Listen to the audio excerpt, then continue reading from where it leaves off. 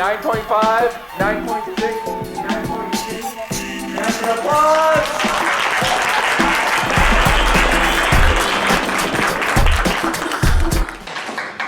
On deck, Ulysses, but first, Mammy, applause for Casey!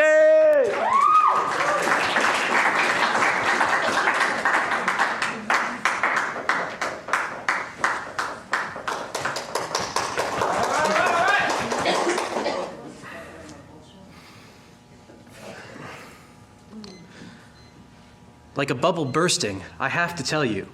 At the cabaret, the couple behind me was in PDA, which we both agree is okay, but I feel differently about this instance.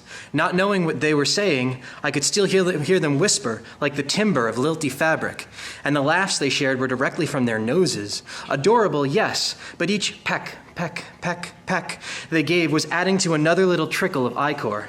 So I have to tell you about it because it makes me worry about us. And I think I'm making a bigger deal out of this couple than it actually is, but my love for you is really strong, and I want to keep this a healthy relationship, so I can't keep it bottled up. I have to let my feelings out, even if the other person disagrees. Let them sit and they compress into a solid ball that can burn a hole straight through me, or long-forged bonds. And I remember my previous relationship. We weren't open about our feelings, so if I said something that emotionally hurt, we would never discuss it. Instead, I'd have to hear how she felt from one of her friends, or we would just bury our feelings and become more difficult to talk to. Like when her and I first met at a party, and later that week, my friends told me to either start dating or stop leading her on. So I said, then, let her date Ken, and that was the end of it, until the Queen of Snakes took me aside. Casey, let me tell you what this looks like. From a woman's perspective, if a guy starts talking to a girl he just met, it usually means he's flirting with her. But before that night, I never met her. All we did was make friendly conversation. Were we not allowed to merely leave it there? Should it be just because our bodies didn't have the same biological parts and we're entrenched in a culture that divides gender into two sharply divided norms that we couldn't see each other as equals? And I know, being femme-allied means that as a man, I can only ever be allied to a woman's rights, but never be a full advocate because I never really know what about that life. And before the Tumblrati get ahead of themselves, no, I'm not talking about meninism because it's actually grammatically correct when I say fuck those guys. I just wanted to be able to share in our feelings. And gender may be a social construct, but that doesn't mean we can't try to step across the divide or at least try. We started our relationship with the burden of our identity. And when it came to being a couple, we put on hot, heavy costumes and made all the witness to our play as to deny any counter or argument. And we tried so hard to keep up the act, but we never got to sample the other's burdens. Eventually, we couldn't bear each other. And suddenly I'm back to the present, to my present conversation. What am I talking about? I'm so in love with you and I'm risking it all for some personal heaviness off my chest?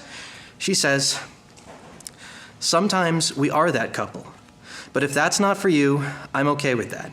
Making a spectacle is bad, but expressing love is not. She lets her feelings out, even if I disagree. Together, we can change me.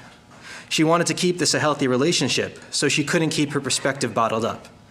Because love is worth talking about.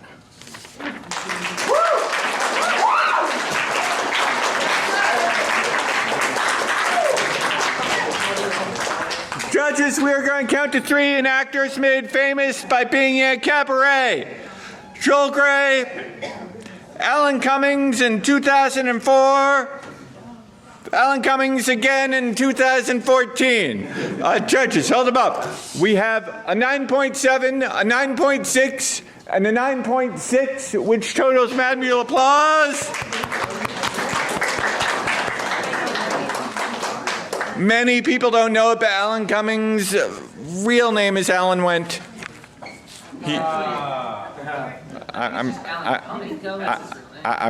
I'm just saying. A total. 28.9. 28.9. Manual applause.